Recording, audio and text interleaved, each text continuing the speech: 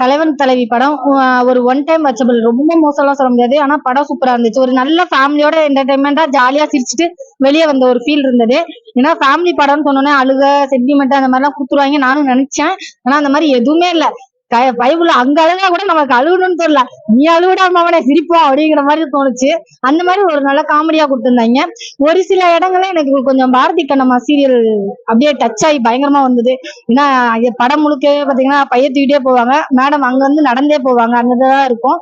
ஆனா நல்ல ஒரு ஃபேமிலிக்குள்ள நடக்கக்கூடிய எல்லா விஷயங்களையும் படத்துல வச்சிருப்பாங்க.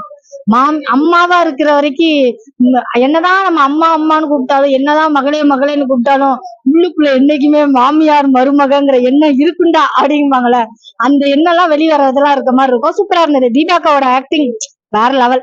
ஹஸ்பண்ட் அண்ட் ஒய்ஃப், அதாவது ஒரு அதாவது எப்படின்னா லவ்வும் கிடையாது, அரேஞ்ச் அண்ட் லவ்வா மாறி திருப்பி அரேஞ்ச் லவ்வர் பிரிக்கிற மாதிரி பிரிச்சு திருப்பி கல்யாணம் பண்ணிருப்பாங்க. அந்த கல்யாணத்துக்கு அப்புறம் 3 மாசம் எப்படி லவ் பண்ணாங்க, திருப்பி எப்படி நாசமா போனாங்க, கடைசி வரைக்கும் அவங்க என்னதான் பண்றாங்க அப்படிங்கறதான் படம்.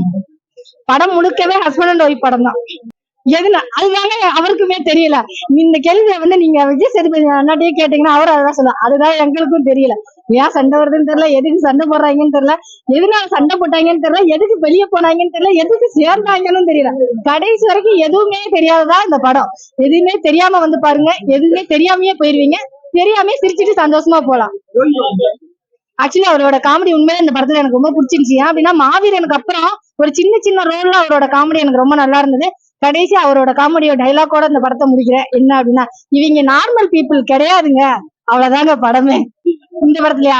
ஆக்சுவலி நான் தீபாக்காவை சொல்றேன் சீரியஸா, ஒரிஜினல் மாமியார் எல்லாம் தோத்து போயிருங்க. இப்படி ஒரு மாமியார் நான் பார்த்ததே இல்லை. இந்த மாதிரி மாமியார் எல்லாம் என் வீட்டுல இருந்துச்சுன்னா முதல்ல வீட்டை விட்டு வெளியே துரத்திடுவேன். அந்த மாதிரி இருந்தது. பெஸ்ட் சீன் அப்படின்னா ஆக்சுவலி வந்துட்டு எவ்வளவுதான் மாமியார் மருமக அப்படிங்கறதெல்லாம் தாண்டி ஒரு சின்ன ஈகோ ஒண்ணு வரும் பாத்திருக்கீங்களா. நான் நினைச்சேன்னா உன் புருஷங்களை என்னால வாழவே முடியாது, அந்த ஒரு ரியாக்ஷன்ல தீபாக்கு ஒரு சின்ன ரியாக்ஷன் கொடுக்கும். அந்த ரியாக்ஷன் செம்மையா இருந்தது. படம் நல்லா இருங்க, சூப்பரா இருந்தது. குடும்பத்துக்கு கொண்டாட வேண்டிய ஒரு நல்ல படம். குடும்பத்துல இருக்கிற பிரச்சனைகளை மையப்படுத்தி எடுத்திருக்காங்க. நித்யா மேனனும் விஜய் சேதுபதியோட ஆக்டிங் எல்லாம் பாத்தீங்கன்னா வாவ் அப்படின்ற மாதிரி இருக்கு. இவங்களை கண்டிப்பா அவார்டு கொடுத்தாகணும். முக்கியமா இந்த டைரக்டர் பாண்டியராஜனுக்கு அவார்டு கொடுத்தாகணும், மியூசிக் டைரக்டர் கொடுத்தாகணும். ரொம்ப அழகா போச்சு படம், சூப்பரா. ஃபேமிலி சப்ஜெக்ட் தான். ஃபேமிலியில எங்கெல்லாம் பிரச்சனை வருது, ஏன் பிரச்சனையில இருக்காங்க, நம்ம நல்லா பண்ணோம். நல்லா இருந்தது. அதான் நான் ரொம்ப நல்லா ஆக்ட் பண்ணியிருக்காங்க. நான் ஒவ்வொரு சீனுமே வந்து இஸ்லாம் ஸ்டூடெண்ட் பார்க்க வேண்டிய ஒரு படம் தான். 2 பேருமே போட்டி நடிச்சிருக்காங்க. எங்கேயுமே ஓவரா எதிர்பார்க்காம தோல்வியே இல்லாம கதை அம்சம் ரொம்ப அழகா நம்ம மண்வாசனையோட நம்ம பலத்தை காமிக்கிற மாதிரி படம் இருந்ததுனால இந்த படத்தை மீண்டும் மீண்டும் பார்க்க தோணுது. ஒரு கல்யாணம் நம்ம 1000 பேர் 1000 வேலை செஞ்சாலும் வீட்டுக்கு போனாதான் நம்மளோட இது. அந்த வீட்டுல எங்கன்னா பிரச்சனை வரக்கூடாது அப்படின்னு வரும்ல, அது எங்க இருந்து வரும், எதனால வரும், எல்லாருமே குடும்பமா நம்ம வாழ்றப்போ எங்க இருந்து இந்த பிரச்சனைகள்லாம் உருவாகுது, அது எப்படி களையணும்ன்றது ரொம்ப அவசியம். தேவையில்லாத சீன் எதுவுமே இல்லைன்னு அதுதான் சொல்றேன். இந்த படத்தை செதுக்கி இருக்காரு. தேவையில்லாத சீன் எங்கன்னா யோசிச்சு பார்த்தா நம்ம தேவையில்லாம பேசுறோமோன்ற மாதிரி அவ்வளவு அழகா படம் வந்து பாத்தீங்கன்னா பாண்டியராஜ் சார் படம். எப்பவுமே வந்து பாண்டியராஜ் சார் படம்னாவே ஒரு ஃபேமிலி ஓரியன்டா தான் இருக்கும், ஃபேமிலி என்டர்டெய்னிங்கா தான் இருக்கும், ஒன் டைம் பாக்குற மாதிரி தான் இருக்கும். கடைக்குட்டி சிங்கம்லாம் பாத்தீங்கன்னா பயங்கர எமோஷனல் வந்து பயங்கரமா கனெக்டா இருக்கும். நம்மளால வந்து மிந்தில பதபதப்பாயிரும். அதே மாதிரி நம்ம வீட்டு பாத்தீங்கன்னா அண்ணன் தங்கச்சி சென்டிமெண்ட்ஸ் எல்லாம் பயங்கரமா பண்ணுவாங்க. சோ இந்த மாதிரி பண்ணுவாருன்னு சொல்லிட்டு பார்த்தோம்னா இந்த படத்துல அது மிஸ்ஸிங். அவர் ஏற்கனவே சொல்லியிருந்தாரு இந்த படம் வந்து ஓடிச்சுன்னா நான் ஃபேமிலி ஓரியன்டா நிறைய படம் எடுப்பேன்னு சொல்லிட்டு. ஆனா அதெல்லாம் இந்த படத்துல வந்து மிஸ் பண்ணிட்டாங்கன்னு சொல்ல முடியும். ஏன்னா நிறைய எமோஷனுக்கு சீன் வந்தாலுமே வந்து அதெல்லாம் சரியா பண்ணல, எமோஷன் கனெக்டே ஆகல. படம் ஃபுல்லா விஜய் சேதுபதி கத்திக்கிட்டே இருக்காப்ல, ஓவர் டூ ஆயிருதுன்னு நினைக்கிறேன். ஆனா வந்து ஃபேமிலி ஓரியன்டா வந்து ஒரு குடும்பம்னா மாப்பிள்ளை வீட்டு சைட்ல வந்து மாப்பிள்ளுடைய அம்மா, பொண்ணு வீட்டு சைட்ல வந்து பொண்ணோட அம்மா, அதுக்கடுத்து பாத்தீங்கன்னா பொண்ணுடைய நாத்தனார், இவங்களை வச்சு பயங்கரமா கிளம்சி பண்ணி பிரச்சனைகள்லாம் எங்க இருந்து வருதுங்கிறத கரெக்டா சொல்லியிருக்காங்க. சோ அதனால என்னமோ தெரியல, ஃபேமிலி ஓரியன்டா இருக்கு. 2K கிட்ஸ் பிடிக்கிற மாதிரி நிறைய சீன் வச்சிருக்கலாம், அதெல்லாம் வைக்கல. ஆனா ரொம்ப நாளைக்கு பின்னாடி வந்து பாண்டியராஜ் இது யோகி பாபா வந்து நல்லா காமெடி பண்ணியிருக்காப்புல. கண்டிப்பா ஒரு தடவை பார்க்கலாம். சாங்ஸ் வைலாம் நம்ம சந்தோஷ் நாராயணன் சொல்லியே ஆகணும். அப்படியே கிராமியமான மாறாம வந்து மியூசிக் போட்டிருக்காப்ப. படத்துக்கு பயங்கரமா வலு சேர்த்தது வந்து சந்தோஷ் நாராயணன் மியூசிக் தான். பட் ஆனா கூட்டமா வந்து ஆர்டிஸ்ட், எல்லா ஆர்டிஸ்டுமே வந்து அவங்க பெர்ஃபார்மன்ஸ் நல்லா பண்ணிருக்காப்ல.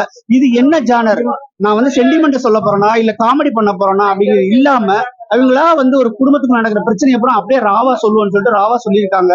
சோ அதை வச்சுதான் பண்ண போறது. அதாவது என்னன்னா WMA படிச்சிருக்கேன்னு சொல்லிட்டு பொய் சொல்றாரு.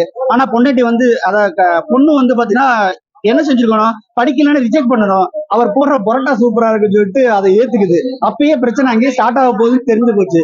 நல்லாவே தெரியும் இது பிரச்சனை ஸ்டார்ட் ஆகுது. சோ எப்படி ஷார்ட் அவுட் பண்றாங்க அந்த படத்தோட கதை. மீனானால ஒரு போர்ஷன் வந்துச்சு, டைவர்ஸ் ஆனவங்க வந்து உட்காந்து ஒரு பேட்டி எடுத்தாங்க. அப்போ வந்து பாத்தீங்கன்னா அந்த பொண்ணு சொல்லிச்சு, அந்த பொண்ணு சொன்னாங்க, நான் வந்து டைவர்ஸ் பண்ணிட்டேன், ஆனா ஏன்டா பண்ணணும் இப்பதான் இருக்கு, ஏன்னா அவங்க பாத்துப்பாங்க இவங்க பார்த்து, நான் வா நீ வீட்டை விட்டு வெளியே வா நான் பாத்துக்கிறேன் சொன்னவன்லாம் யாருமே பாத்துக்கல.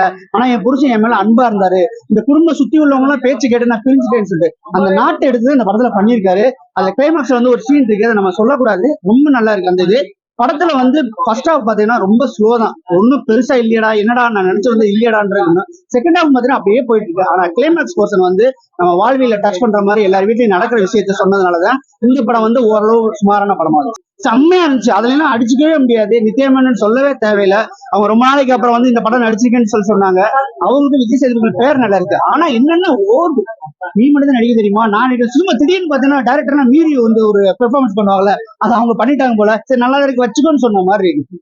இல்ல அவ்வளவா கனெக்ட் ஆகல. ஒரு வீட்லயும் குடும்பத்துல பிரச்சனை இருக்கும்னு நினைக்கிறோம். ஆனா இதெல்லாம் பிரச்சனை இல்ல, வேற மாதிரி பிரச்சனைகள் வரும். அதெல்லாம் இல்லாம வந்து இது வந்து பிரச்சனை இருக்குடா. யாருடா சொன்னா பாண்டியராஜ் சாருக்கு என்ன பிரச்சனைன்னு தெரியல. அவர் வந்து சொந்தக்காரங்கனாவே பிரச்சனை இல்லைன்னு சொல்லும் போதே கதை தெரிகிறது பாண்டியராஜன் போடுறாரு. சொந்தக்காரங்க இனிமே தேவையில்லை வாழ்க்கையில நினைச்சிட்டாரா என்னமா தெரியல. ஆனா அவர் பண்றதெல்லாம் குடும்ப படமா பண்றாரு. ஆனா இதுல மட்டும் எவ்வளவு சொந்தக்காரங்களை காண்ட் இருந்தா இந்த ஒரு சப்ஜெக்ட் எடுத்து பண்ணிருப்பாரு தெரியல. சென்டிமெண்ட் வேணும், சென்டிமெண்ட் இல்ல. ஒரு குழந்தை இருக்குது, ஒண்ணுமே இல்ல, ஒரு கோயில்ல வந்து மொட்டை அடிக்க போறாங்க குழந்தைக்கு, யாருன்னா புருஷன் பிரிஞ்சிருக்காப்ல, மொட்டை அடிக்கும் போது பிரச்சனை, அந்த பிள்ளைக்கு மொட்டை அடிச்சாங்களா இல்லையா, இதத்தே வந்து 2.5 மணி நேரம் சொல்றதுன்னா சும்மாவா இருக்கு. மொட்டை அடிக்க போனா சரி வந்தான் சண்டை போட்டான் போலீஸ் வந்துச்சு இது பண்ணிட்டு மொட்டை அடிச்சுட்டு போனாங்கன்னு இல்லாம மொட்டை அடிச்சது அந்த புள்ள பாத்தீங்கன்னா ஒரு சைடு முடியலாமே படம் ஃபுல்லா வருதா, காமெடியா போயிடுச்சு. அந்த சென்டிமெண்ட், அந்த குழந்தை அழுகிறது, அந்த குழந்தை தூங்குற சரி கூட காமெடியா போயிடுச்சு. அது சென்டிமெண்ட் இருந்திருக்கணும். அந்த மாதிரி இல்ல, கற்பனை விட ஒருபடி மேல, கலைக்குட்டி சிங்கத்தை விட ஒருபடி கீழே, அந்த மாதிரி போயிடுச்சு. இல்ல ஒத்து வராது கண்டிப்பா. ஆனா ஃபேமிலியில வந்து நிறைய பேர் பிரிஞ்சிருக்காங்க இல்லையா, சோ அவங்களுக்கு வந்து ஒருவேளை கனெக்ட் ஆகலாம். ஃபேமிலியோட கண்டிப்பா பார்க்கலாம், அதுல எல்லாம் எந்த டவுட் இல்ல. பட் ஆனா அந்த யூத்ல பிடிக்கிற என்டர்டைனிங் வந்து ரொம்ப மிஸ்ஸிங், ரொம்ப கம்மி. கண்டிப்பா கொடுக்காது இதை விட. ஆனா பெர்ஃபார்மன்ஸ் வைஸ் நல்ல இது கொடுக்கும், பிளாக் பஸ்டர் கொடுக்க வாய்ப்பு. பெஸ்ட் ஆக்டர் நித்யா மேனன் சொல்லவே தேவையில்லை, நித்யா மேனன்